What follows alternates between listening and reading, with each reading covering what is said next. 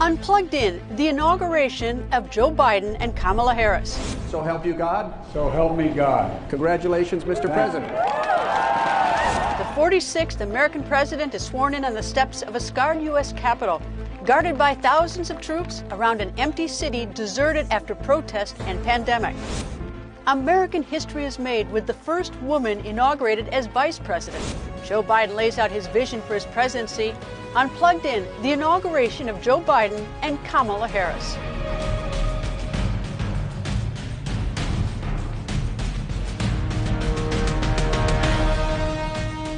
Hello and welcome to Plugged In. I'm Greta Van Susteren, reporting from Washington, D.C.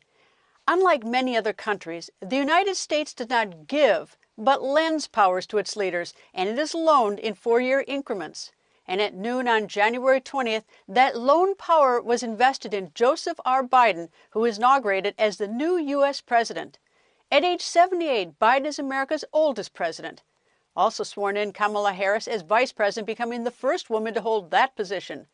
The new president delivered his inauguration speech at the U.S. Capitol, where 2 weeks earlier there was an attack on the Capitol. Ordinarily, there are crowds for the president's inaugural speech, but not this time. This time, the National Mall is guarded by the National Guard troops standing by to repel the risk of a repeated attack. All this amid a coronavirus pandemic and sluggish U.S. economy. President Biden laid out his path forward, calling on all Americans to work together. This is America's day. This is democracy's day. A day of history and hope, of renewal and resolve. Through a crucible for the ages, America has been tested anew, and America has risen to the challenge. Today, we celebrate the triumph not of a candidate, but of a cause, the cause of democracy. The people, the will of the people has been heard, and the will of the people has been heeded. We've learned again that democracy is precious. Democracy is fragile. And at this hour, my friends, democracy has prevailed. So now, on this hallowed ground where just a few days ago, violence sought to shake the Capitol's very foundation, we come together as one nation, under God, indivisible, to carry out the peaceful transfer of power as we have for more than 2 centuries. As we look ahead in our uniquely American way, restless, bold, optimistic, and set our sights on the nation we know we can be and we must be. I thank my predecessors of both parties for their presence here today. I thank them from the bottom of my heart. And I know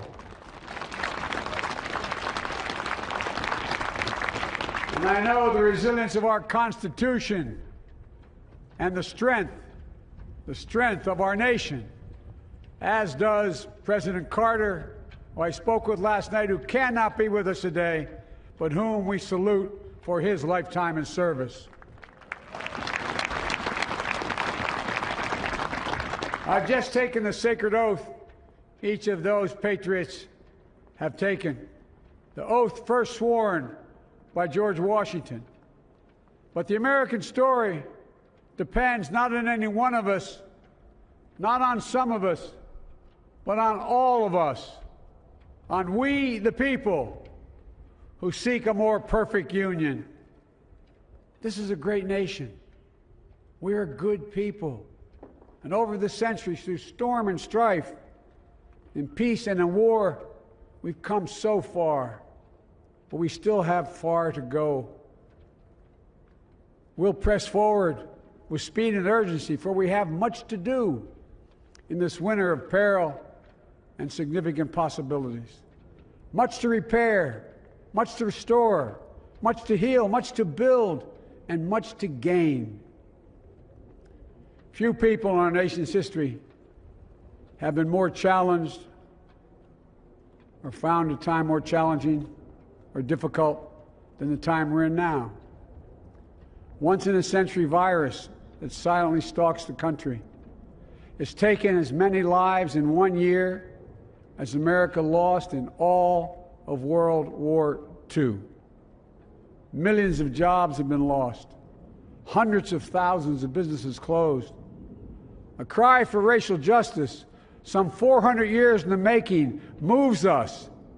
The dream of justice for all will be deferred no longer. A cry for survival comes from the planet itself, a cry that can't be any more desperate or any more clear. And now, a rise of political extremism, white supremacy, domestic terrorism, that we must confront and we will defeat.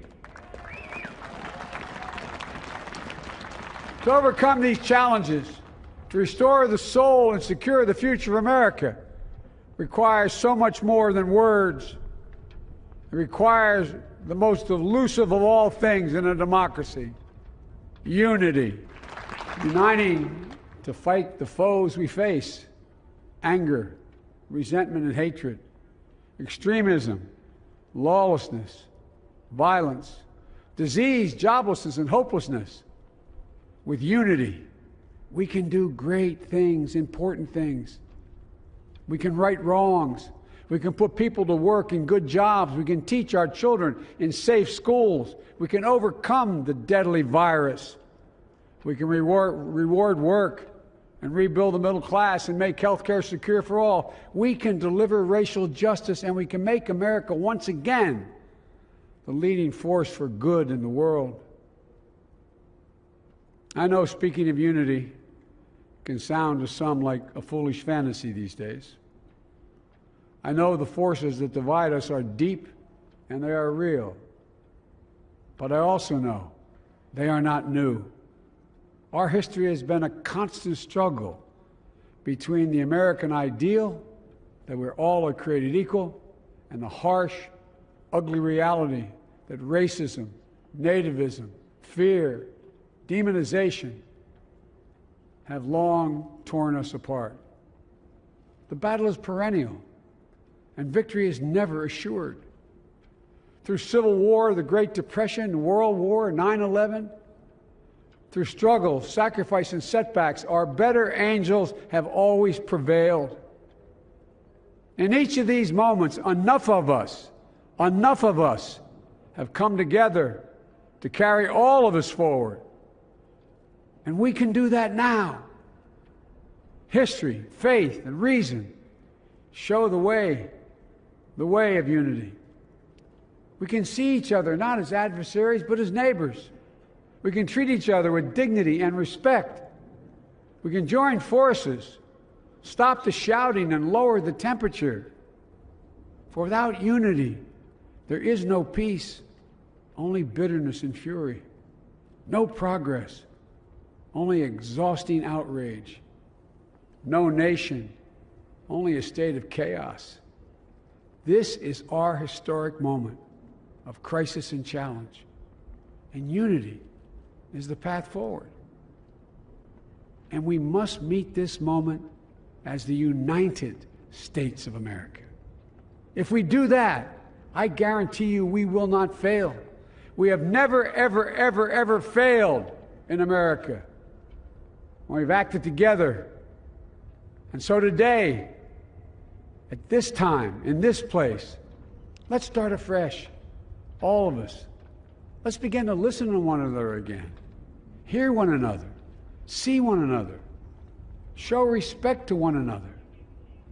Politics doesn't have to be a raging fire, destroying everything in its path. Every disagreement doesn't have to be a cause for total war. And we must reject the culture in which facts themselves are manipulated and even manufactured.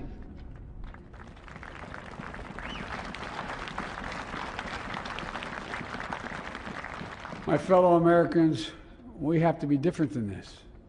America has to be better than this. And I believe America is so much better than this. Just look around. Here we stand in the shadow of the Capitol Dome, as was mentioned earlier, completed amid the Civil War, when the Union itself was literally hanging in the balance. Yet we endured. we prevailed. Here we stand, looking out on the great mall where Dr. King spoke of his dream.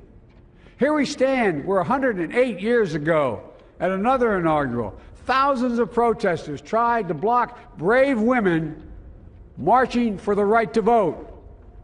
And today, we mark the swearing in of the first woman in American history elected to national office, Vice President Kamala Harris.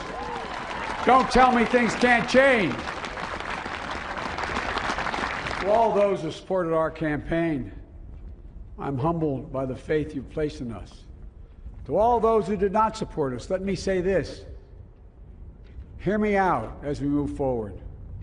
Take a measure of me and my heart. And if you still disagree, so be it. That's democracy. That's America. The right to dissent peaceably within the guardrails of our republic is perhaps this nation's greatest strength. Yet hear me clearly.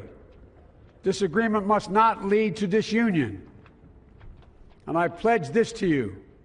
I will be a president for all Americans. All Americans. And I promise you, I will fight as hard for those who did not support me as for those who did.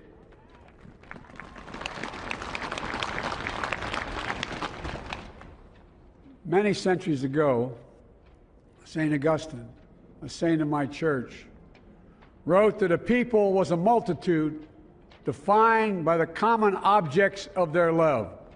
Defined by the common objects of their love. What are the common objects we as Americans love that define us as Americans? I think we know. Opportunity, security, liberty, dignity, respect, honor, and yes, the truth. Recent weeks and months have taught us a painful lesson. There is truth and there are lies. Lies told for power and for profit. And each of us has a duty and a responsibility as citizens, as Americans, and especially as leaders. Leaders who have pledged to honor our Constitution and protect our nation, to defend the truth and defeat the lies. Look, I understand that many of my fellow Americans view the future with fear and trepidation. I understand they worry about their jobs. I understand, like my dad, they lay in bed at night, staring at the ceiling, wondering, can I keep my health care? Can I pay my mortgage? Thinking about their families, about what comes next. I promise you, I get it. But the answer is not to turn inward, to retreat into competing factions, distrusting those who don't look like you, or worship the way you do, or don't get their news from the same sources you do. We must end this uncivil war that pits red against blue, rural versus urban, conservative versus liberal. We can do this if we open our souls instead of hardening our hearts. My fellow Americans, in the work ahead of us, we're going to need each other. We need all our strength to persevere through this dark winter. We're entering what may be the toughest and deadliest period of the virus. We must set aside politics and finally face this pandemic as one nation. One nation.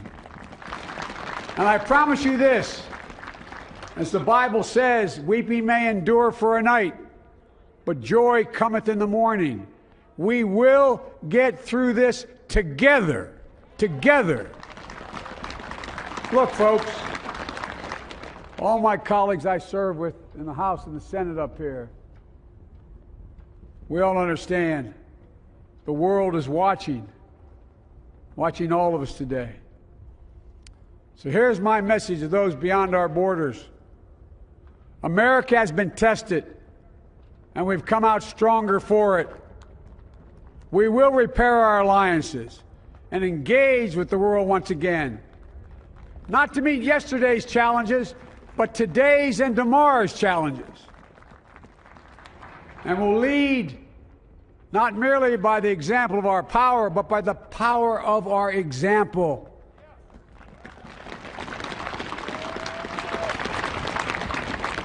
We'll be a strong and trusted partner for peace, progress, and security. Look, you all know we've been through so much in this nation. And my first act as president, I'd like to ask you to join me in a moment of silent prayer. Remember all those who we lost in this past year to the pandemic.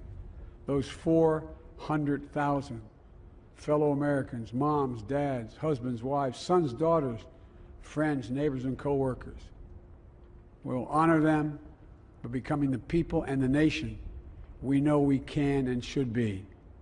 So I ask you, let's say a silent prayer for those who've lost their lives and those left behind, and for our country.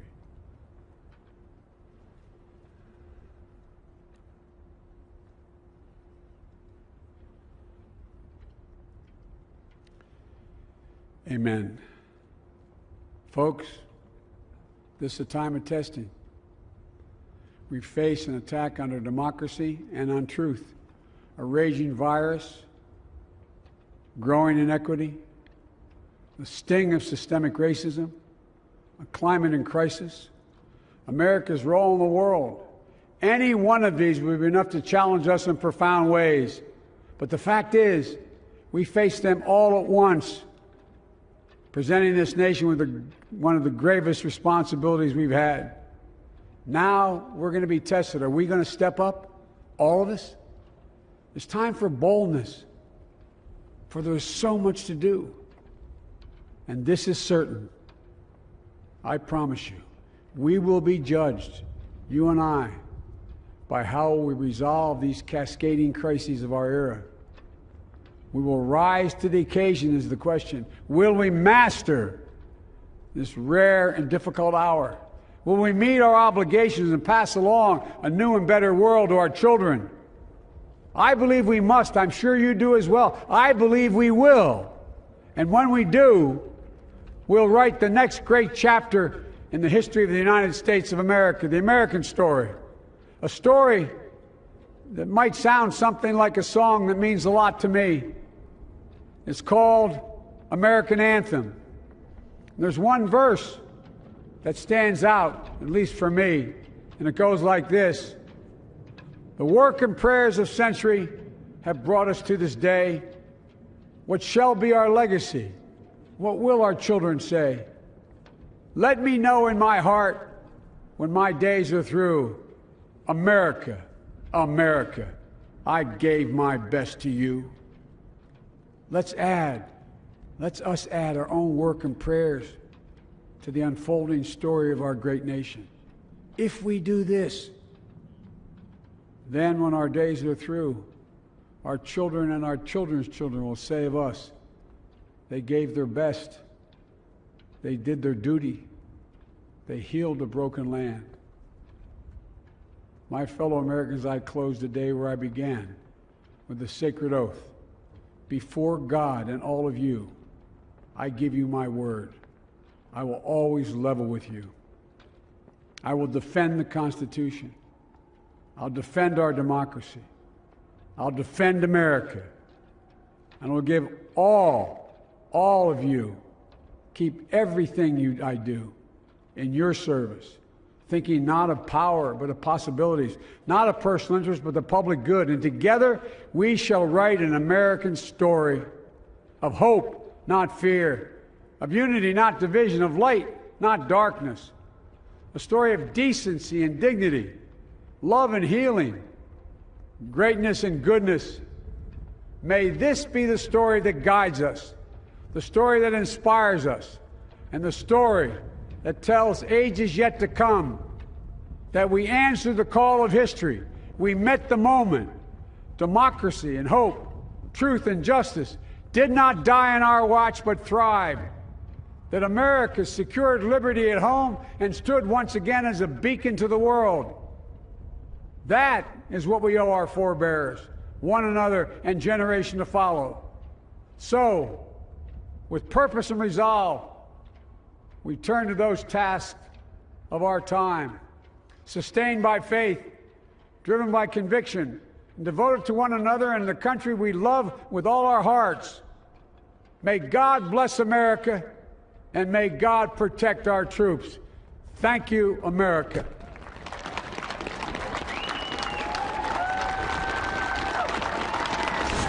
Before taking office, Joe Biden laid out a set of executive orders he will issue aimed at rolling back some of the most controversial actions of the Trump administration. He will also propose spending nearly $2 trillion to boost the economy and combat the coronavirus pandemic. Susan Page is the Washington bureau chief for USA Today, and she has covered 6 White House administrations. We talked about the challenges facing the new Biden administration.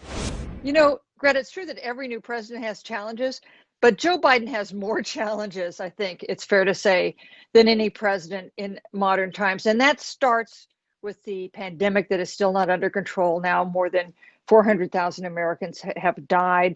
The vaccine rollout, which we're all grateful it started, but it's had a lot of bumps. He's got the economic consequences of that pandemic. Millions of Americans still out of work, some of them at risk of eviction and hunger. And he also has a really divided nation, which was exhibited to our horror by the January 6th assault on the Capitol. Well, you talk about divide. I'll take that one first. Is the theme of his inauguration speech was unity. How does he achieve unity with 74 million people who wanted the other guy, wanted President Trump reelected? You know, his challenge is even greater than all those Americans who voted for the other guy. He takes office in a situation where about a third of Americans don't believe he actually won the election. That, of course, is an argument that President Trump made, former President Trump now made, without evidence since the election was held in November. So that's a special burden for Joe Biden. He's handled it. He handled it in his speech today the same way he's been handling it for some time during his campaign and since his election. And that is by saying, I want to be president of all the people. I want to be president of Americans, whether they supported me or not. He's really making an appeal to people on the other side. And that's not a thing every leader has done in the recent past. We'll see if it works. I think many people would describe President Biden, prior to now, he's vice president and senator, as a moderate. And he now has within his own party, as you noted, some people farther to the left of him. He has made promises to them. And so, it does suggest to me that it's going to be a heavy lift to try to get all his Democrats on one page. Yeah, of course, he's moved a little to the left, as has his party. He is a more liberal politician than he was, say, at the point Obama chose him as his vice president. But he does have centrist instincts. It's almost like whatever you think about the policy, his personal approach is one that comes across as centrist, as can't we make a deal? Can't we find some common ground here? He has made several appointments.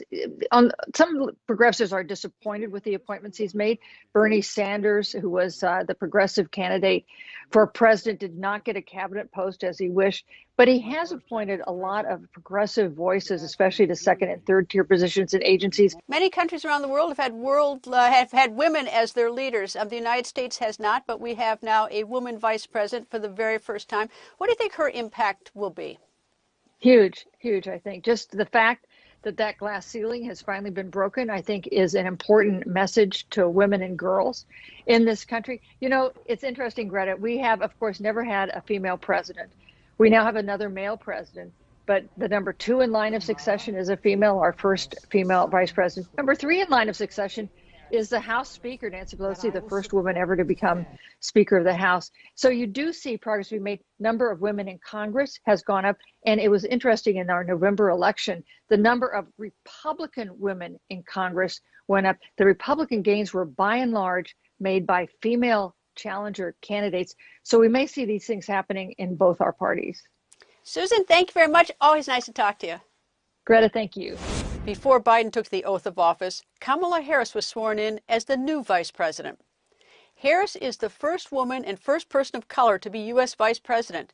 She was a first-term senator from the state of California. Before that, she was California's attorney general. Harris attended Howard University, a prestigious historically black college in Washington, D.C.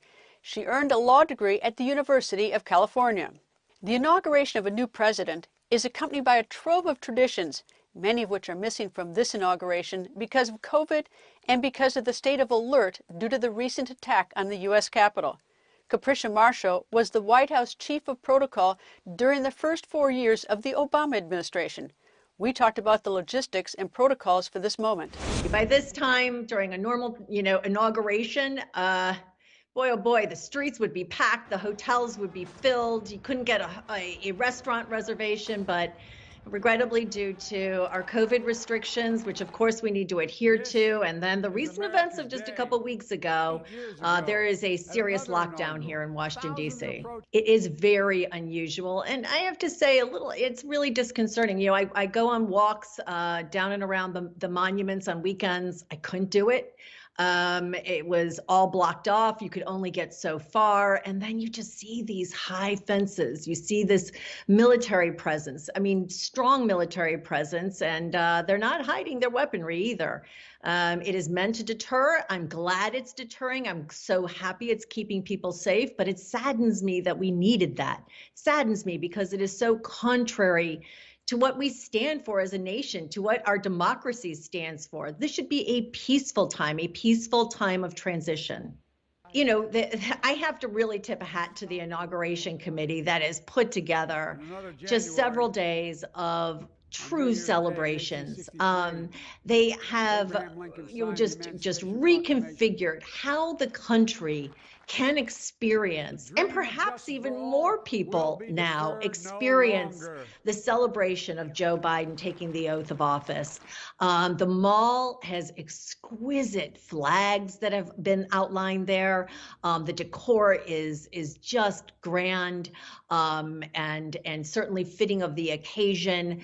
The programming from moment to moment that anyone in America can tune into will be full of the showcasing the best of our country, the best artisans, the best poets, the best speakers, politicians, just extraordinary individuals. So I'm really in awe of what they did in a short period of time, because you do have to remember that the transition time was really condensed. Usually, as you note, Greta, the sitting president attends the inauguration with the First Lady, and then they walk with the newly inaugurated President and First Lady down the steps. There is a handshake that takes place. Again, these bridging moments of transition, this showcase to the world that our democracy works, that it is strong, it is powerful.